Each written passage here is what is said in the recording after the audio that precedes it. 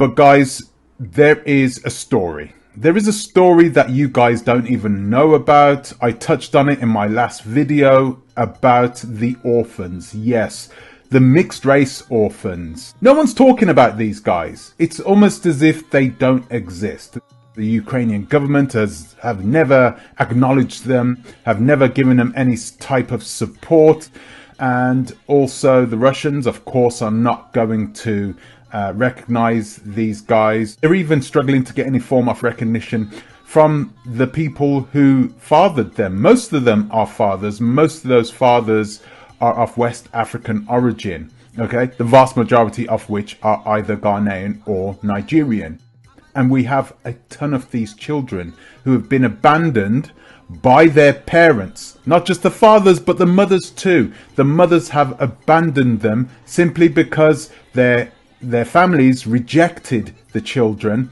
And in order for them to live a normal life and get themselves a normal man in the Ukraine, there would be no way that they could live a normal life if they had a half black, half white child that they had birthed, that everybody knows about. Even those men are going to reject them. So what do these women do?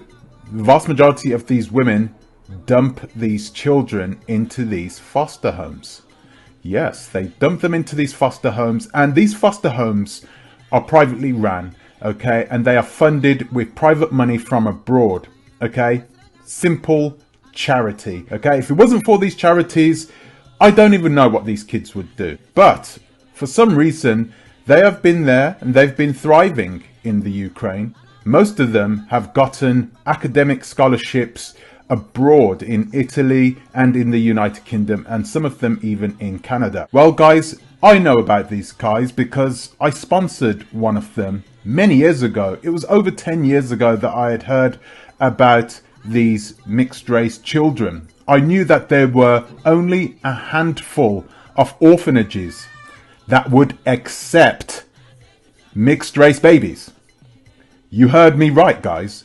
There are only a handful of orphanages that will accept mixed race babies in the Ukraine. This is part of the reason why I said, guys, it's not our fight. It doesn't matter what happens to them, okay? It's not your fight. Because socially over there, because of the society over there, the stigma that those people have towards people that look like us, whatever happens to them, happens to them. Not our problem, okay?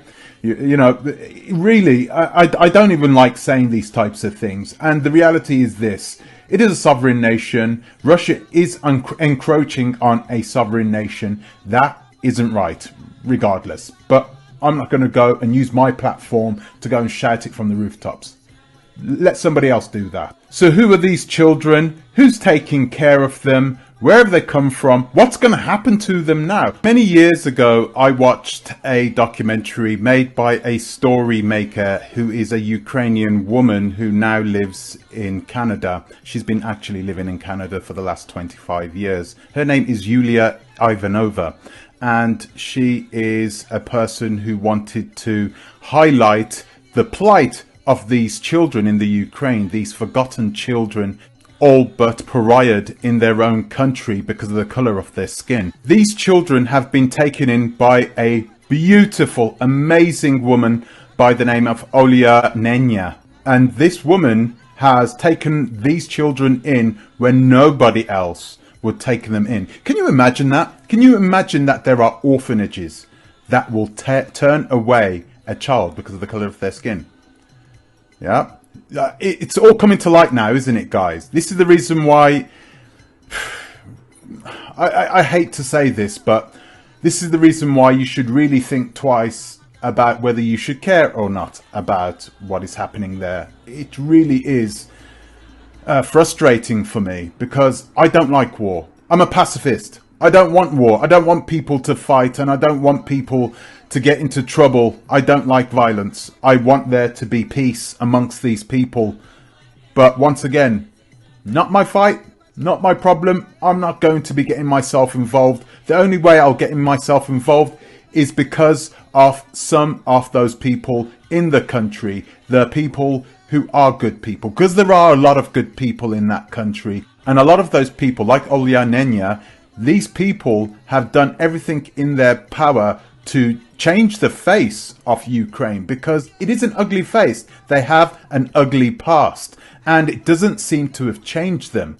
The Ukraine fought with the Soviet Union against Nazism, and it seems as though a lot of people, especially a lot of disenfranchised white men in the Ukraine, have had to grasp onto something because they don't have anything. And the one thing that they can grasp onto is their links with their past. Это девушки-патриоты.